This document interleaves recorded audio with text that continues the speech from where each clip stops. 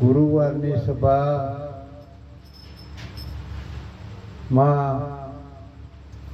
સદગુરુ શ્રી પોસારામ મહારાજ, સદગુરુ શ્રી સુરસંગ મહારાજ, સદગુરુ શ્રી હકારામ મહારાજ, માતાજી થાનથી ભાડુકાથી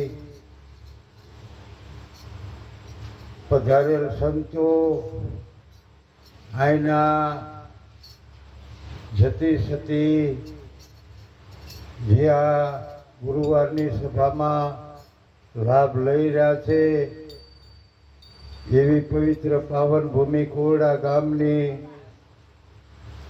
અને સુગલમાના આંગણે આજ આપણે આ વાણી દ્વારા મનનું શુદ્ધિકરણ કરી રહ્યા છીએ. તો પ્રથમ તો આ દાસ દેવાના બધાને જય ગુરુ મહારાજ.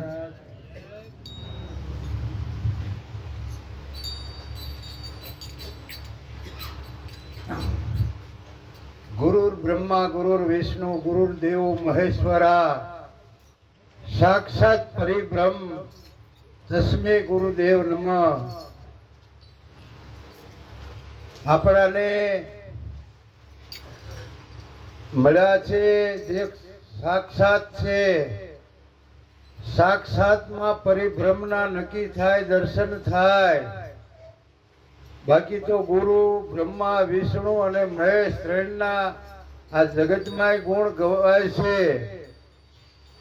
પણ સાક્ષાત પ્રગટનો મહિમા છે, પ્રગટની બલિહારી છે. આપણને જે જ્ઞાન મળ્યું છે, વાત તો આ અઘાટની ગણાય કરે છે, પણ જ્યાં કોઈ નાવા જાય તીર્થ ધામ ઉપર તો નાવા માટેના એક ઘાટ હોય છે અને માધ્યમ એનું હોય છે. એમ ગુરુ મહિમા આ જગતમાં જેને જેને સમજણમાં આવ્યો એને જે સત્ય રૂપી સંયમ જે છે એને આ નક્કી થઈ જાય પ્રગટનું પ્રમાણ, તો એને આ મનુષ્યનો ફેરો મળ્યો સફળ થઈ જાય. મનુષ્યનો અવતાર તો બધા એમ કે છે મોંઘો મોંઘો મોંઘો અને છે પણ મોંઘો, પણ મોંઘો શેના માટે થઈને છે, શું છે એવું આ દેહમાં કે જેને મોંઘો કીધો?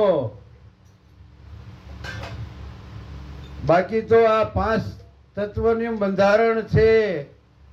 આ પિંડ પાંચ તત્વનું બંધાણું છે. આ બ્રહ્માંડે આખું પાંચ તત્વનું બંધારણ છે. પણ જે અઘાટ પરમાત્મા છે, જે ઘાટમાં આવતો નથી, પાંચ તત્વમાં આવતો નથી, અને ઈ આ ઘાટે આવી અને જ્યારે આપણને જ્ઞાન દે, સાહેબ તેરી સાહેબી સબ ઘટ રહી સમાય, પણ કે બલિહારી ઉન ઘટ કી જે ઘટ પ્રગટ હોય. આખી પૃથ્વીમાં પાણી છે ને છે, ખારું મોળું પણ પાણી હરેક જગ્યાએ છે. પણ આપણે હવે તો બોરની સિસ્ટમ થઈ ગઈ, કુવા આવતા અને પાણીને વધાવતા હતા, પાણી પ્રગટ થયું. પણ એના પહેલા આ જે આવરણ આપણા ભીતરમાં છે, ઈ જેને જેને દૂર થયા અને ઈ આ સંતો આપણાને વાણી દ્વારા સત્સંગ દ્વારા કહેતા ગયા છે કે આ જગતના જીવનું કેમ કરીને કલ્યાણ થાય. પણ આપણે હજી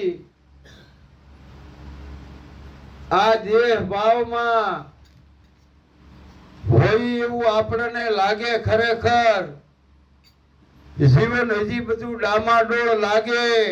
કાંઈ આપતી વિપતી આવે ત્યારે હલબલી જઈ અમારા ઘરે એક મહેમાન પધાર્યા હતા. વર્ષોથી અનાયાસે એમનો ટાઈમ આવ્યો અને નીકળી ગયા.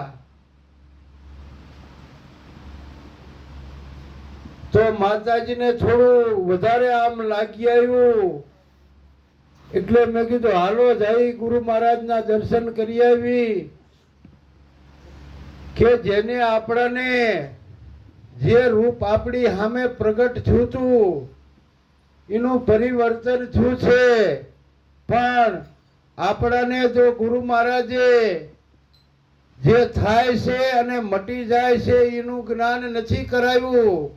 આપણાને તો ગુરુ મહારાજે અમર અને અવિનાશીનું ઓળખાણ કરાવી છે, પણ છતાં આ સંસારમાં રહી છીએ તો સેજે થોડું હલબલાવી નાખે.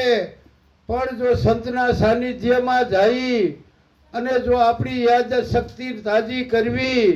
સુરતા હમણે વાણી ગાઈ હતી, હુરસંગ મહારાજની રચના હતી, રાણાભાઈ ભાડુકાવાળા ગાતા હતા, સખી સુરતા રાણીને સમજાવજો, એને ગુરુ શરણમાં લાવજો.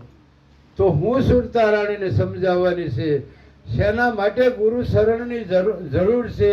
હું જરૂર લોકો આપણને એવા પણ પ્રશ્નો કરે, પણ ગુરુ બિન જ્ઞાન ન ઉપજે, ગુરુ બિન મિટે ની ભેદ, ગુરુ વિના સંશય નો ટળે ભલે વાંચે સારે વેદ. ખરેખર હું તો જ્યાં જાઉં મારો પોતાની અનુભવ વ્યક્ત કરતો હોઉં છું કે થોડુંક શાસ્ત્રનું જ્ઞાન હતું, થોડુંક તીરથ વ્રત કર્યું હતું, પણ એમ હતું કે હું કાંઈક જાણું છું. મનમાં આવો અભિમાન હતો કે આપણને ખબર પડે છે, આપણે દેવ દર્શન કરવી છે, શાસ્ત્રો વાંચવી છે, હવે આપણે શું ઘટે. પણ ખરેખર જ્યારે ગુરુ મહારાજના શરણે આવ્યા ત્યારે જેટલું ભેળું કર્યું રાખ્યું હતું, જેટલું આ મને નક્કી કરીને રાખ્યું હતું, એ બધાય માથે સોકડી મારી દીધી કે આની કાંઈ જરૂર નથી. અને જે જાણ્યું નતું એની ઓળખાણ કરાવી. એજી ભ્રાતી મારે એ હું ભૂલો તો રે એવો જાણો નો તો ઈ